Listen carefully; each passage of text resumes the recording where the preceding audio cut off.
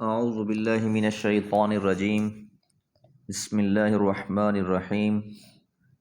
وما لکم لا تقاتلون فی سبیل اللہ والمستضعفین من الرجال والنساء والولدان الذین یقولون ربنا اخرجنا من هذه القریة الظالم اہلها واجعل لنا من لدنک ولیا واجعل لنا من لدنک نصیرا الذين آمنوا يقاتلون في سبيل الله والذين كفروا يقاتلون في سبيل الطاغوت فقاتلوا أولياء الشيطان إن كيد الشيطان كان ضعيفا۔ سورة النساء آیات 75 اور 76۔ وما لکم، اور تمہیں کیا ہوا ہے۔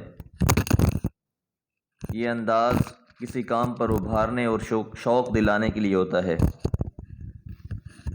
لا تقاتلون، تم نہیں قتال کرتے، نہیں جنگ کرتے، فی سبیل اللہ، اللہ کی راہ میں۔ اس آیت کا تعلق بھی ترغیب جہاد سے ہے، یعنی دو وجوہ کی بنا پر تمہارے لیے کفار سے لڑنا ضروری ہے۔ امام قرطبی رحمہ اللہ نے لکھا ہے کہ ان میں سے ایک تو یہ ہے کہ اعلاء کلمت اللہ، یعنی دین کی سربلندی کے لیے، اور دوم ان مظلوم مسلمانوں کو نجات دلانے کے لیے جو کفار کے چنگل میں بے بس پڑے ہوں، مجبور ہوں۔ اس لیے فرمایا والمستضعفین، مستضعف سے مراد مجبور اور بے بس ہوتا ہے۔ مستضعفین کا عطف بھی فی سبیل اللہ پر اس بات کو ظاہر کرتا ہے کہ جو لوگ دین کی وجہ سے ستائے جا رہے ہوں، ان کی آزادی کے لیے جنگ کرنا یہ بھی جہاد ہے اور سب سے اول درجہ رکھتی ہے۔ سورہ بقرہ کی تفسیر میں بھی اس کی وضاحت ہو چکی ہے،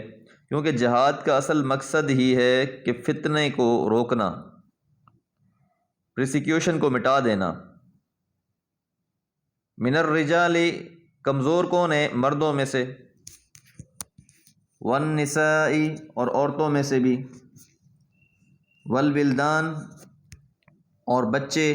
الذین، جو یقولون، کہتے ہیں، ربنا، اے ہمارے رب، اخرجنا، نکال دے ہمیں، من هذه القریۃ الظالم اہلها، من هذه القریہ، اس بستی میں سے، الظالم اہلها، جس کے رہنے والے ظالم ہیں۔ مطلب یہ ہے کہ تم ان مردوں اور عورتوں اور بچوں کو کفار کے ظلم اور ستم سے نجات دلانے کے لیے کیوں نہیں اٹھتے جو کفار کے اندر بے بسی کی حالت میں گھرے ہوئے ہیں۔ اور یہ مکہ کی صورتحال بھی یہی تھی،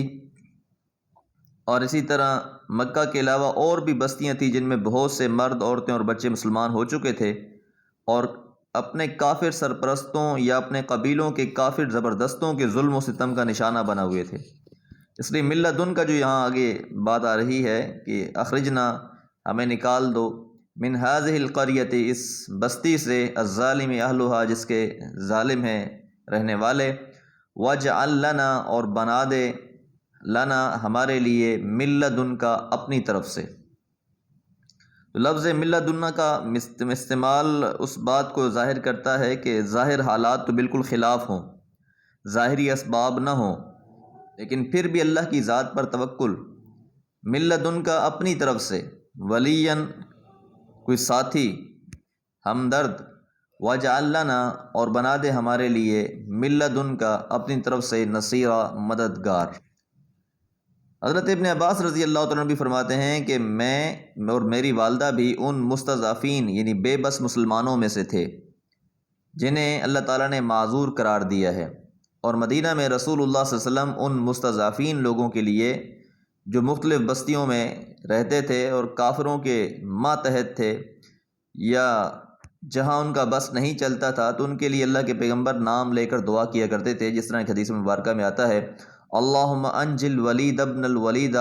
وسلمۃ ابن ہشام وعیاش ابن ابی ربیعۃ والمستضعفین من المؤمنین، کہ یا اللہ تو ولید بن ولید، سلمہ بن ہشام، عیاش بن ابی ربیعہ اور دوسرے بے بس مسلمانوں کی مدد فرما۔ تو اب اس کیفیت میں کہیں مسلمان کسی بستی میں رہتے ہوں اور وہ مظلوم ہوں، ان پر ظلم اور ستم کیا جا رہا ہو، تو اس کیفیت میں باقی مسلمانوں پر یہ لازم ٹھہرتا ہے کہ وہ جہاد کر کے ان لوگوں کو اس ظلم و ستم سے آزاد کرائیں، کیونکہ جہاں پر اس طرح کا ظلم و ستم کیا جا رہا ہے وہ بہت بڑا فتنہ ہے ان لوگوں کے لیے، اور بہت بڑی آزمائش ان لوگوں کے لیے جو مسلمان ہیں، اور ان لوگوں کا کوئی جرم نہیں ہے سوائے اسلام کے، سوائے مسلمان ہونے کے، اس لیے ایسی کیفیات میں جہاد لازم ہو جاتا ہے۔ الذین آمنوا، جو لوگ ایمان لائے ہیں، یقاتلون، وہ قتال کرتے ہیں، لڑتے ہیں، فی سبیل اللہ، اللہ کی راہ میں، ان کی لڑائی کا مقصد اللہ کی خوشنودی، اللہ کا دین ہے۔ والذین کفروا، اور وہ لوگ جنہوں نے کفر کیا، یقاتلون، وہ لڑتے ہیں، فی سبیل الطاغوت، طاغوت کے راستے میں۔